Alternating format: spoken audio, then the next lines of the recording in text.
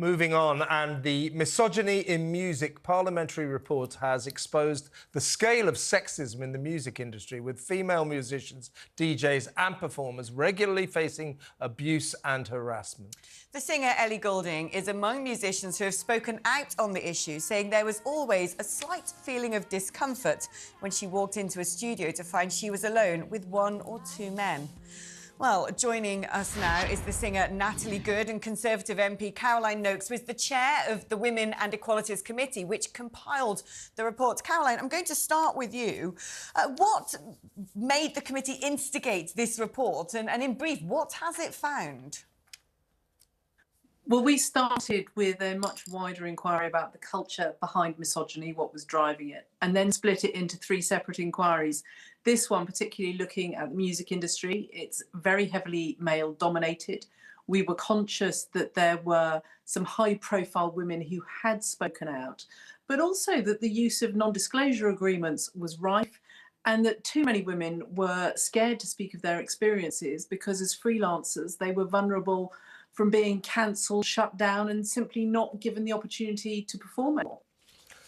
Caroline, we're going to come back to you because one thing that worries me about what I've learned today is that much of the evidence you received has had to remain confidential, presumably for NDA reasons. So powerful men are still out there who are guilty of these crimes. So in some ways, people should be named and shamed. But let's go over to Natalie Good now, who appeared on The X Factor and The Voice. Natalie, do you recognise the charges in this report that men routinely sexually abuse female contestants in these competitions, make you feel uncomfortable? Was that your experience? Me personally, not with any competition I've done, but from my female friends' experiences are very different to mine. I want to highlight not all men are like that in our industry. There are some very good ones, but it is real and it does exist, yes. I mean, have you got any particular, without naming names, of course, anecdotes, the sort of things that is appropriate for this time of day, that you have heard female friends tell you about some of their experiences? Yeah, I can confirm that, but I won't disclose it in further detail, just to protect everyone's identities and privacy. What are we talking about? Are we talking about touching? Are we talking about comments? Are we talking about prolonged harassment with people constantly phoning? Or, I mean, what sort of things have your female friends experienced in the industry? Coercive control, for one. Comments, like comments on weight, comments on appearance, and if... I don't know what I can say here. There's a lot to say. I think we understand what you're saying, Natalie, and I'm sorry you had to go through that. Let's go back to Caroline. I think your report is excellent, Caroline, but, you know, by necessity, there's stuff in it that we can't know. I mean, there's one story, Katie Waisel, a former contestant on The X Factor, told the inquiry that at the age of 16, she was grabbed by a much older man and placed on his lap in the recording studio while they were reviewing the track she was recording. Now, that probably is one of the lesser offences that you've heard about. What can we do, while your report is an excellent step, what can we do to make this more public, to make men realise that they can't behave like this?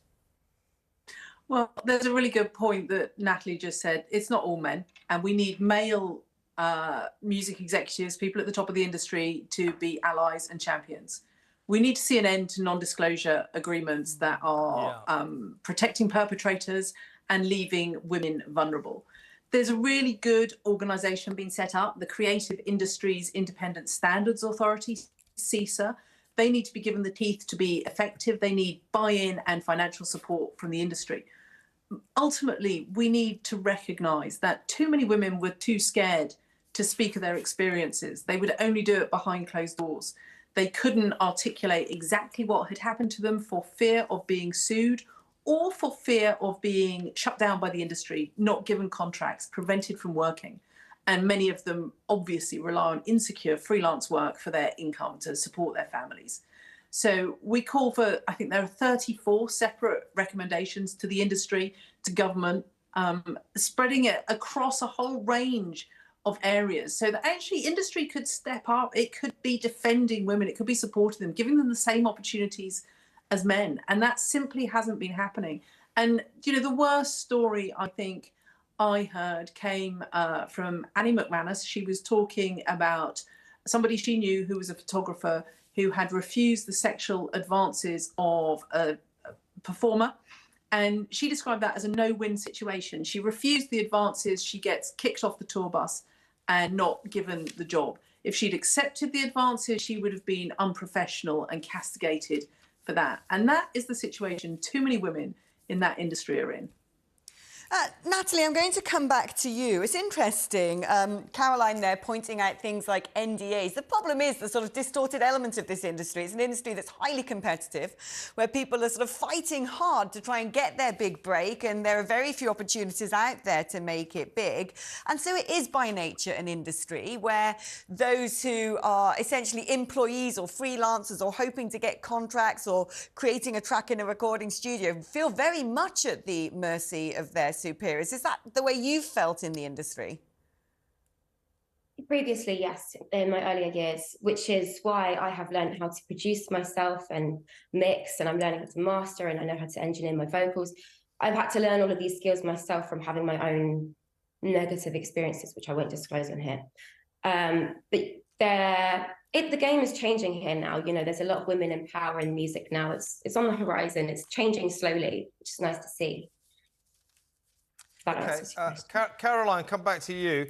I mean, what we're talking about here in terms of men in the recording industry, particularly with these shows like The X Factor and The Voice that Natalie was on, you know, you're talking about young, optimistic kids. They don't know anything about the industry. They come into this programme, The X Factor or The Voice or whatever, and now we learn that men are abusing their position of power, or were abusing their position of power within the framework of these talent shows. I mean, that's pretty low behaviour. I mean, were you shocked personally by what you heard? And do you think now, through your report, that men in the industry, those who have sinned, shall we say, will realise the error of their ways? I want it to be a massive wake-up call to individuals across the industry, recognising that for too long women have been treated in this way. Now, look, there's a long way to go, and it takes time to bring about a cultural shift. But the reality is that how many more young women are we prepared to be abused? How many, particularly Black artists, how many more of them will we see treated as sexual objects, asked for sexual favours in return for gigs or for performing opportunities? And it wasn't just in pop music, it wasn't just concerts and festivals. We heard that this was happening in classical music as well, in colleges, in conservatoires. And some of the worst evidence that we heard was in the roundtables that we did behind closed doors, when women were just too afraid to speak in public, but in private they were telling us things that were just horrific, absolutely horrific. And to be frank, abuse, some of it probably criminal, but they were too scared, just too scared to report it. I want to come back to what you're saying there, because I think you said earlier, you mentioned in passing about banning NDAs might be at the root of this, and I tend to agree. I may have some skin in this game, if you will.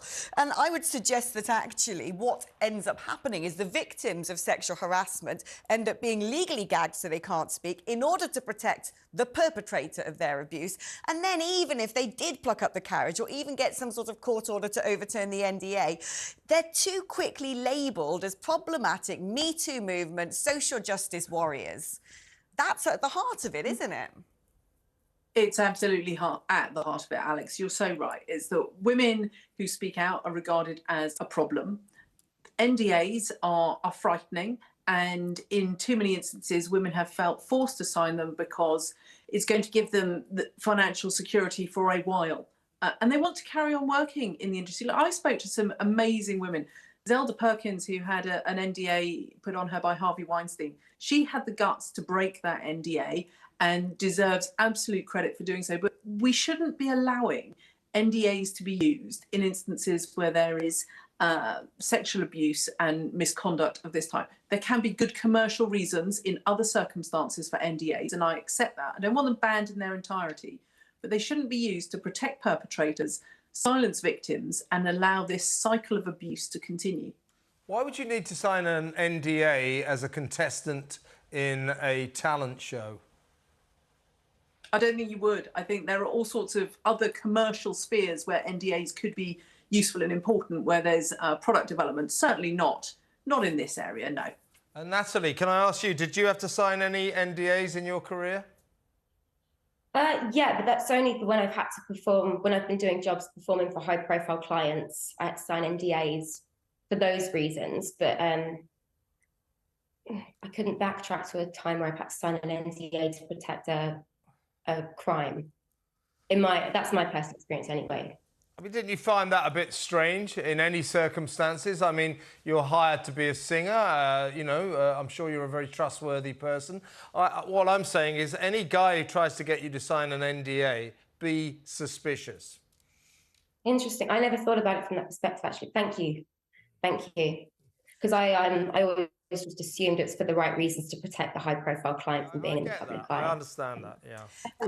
Natalie, what do you think fundamentally is the biggest thing that needs to change in the industry? I think it is absolutely valiant and incredible that you have taken on mastering all of these alternative skills so you can produce your own music and not have to rely on anybody else. But that kind of sticks in my craw at the same time, that you feel you've had to do that so you're not at the mercy of some of these rotten men.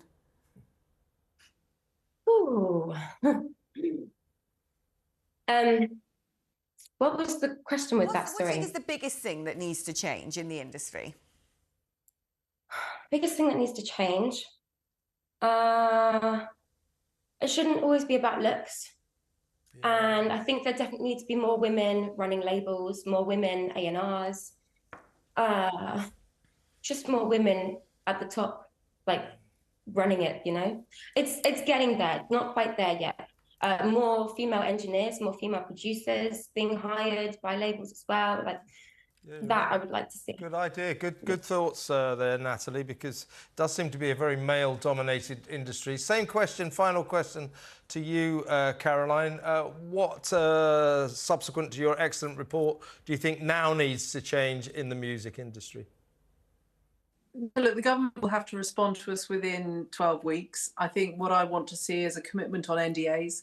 I want to see CISA, the Independent Standards Authority, given the backing that it needs to work. I want to see the music industry providing better statistics on the number of women employed, the number of women signed, the gender pay gap, ethnicity pay gap.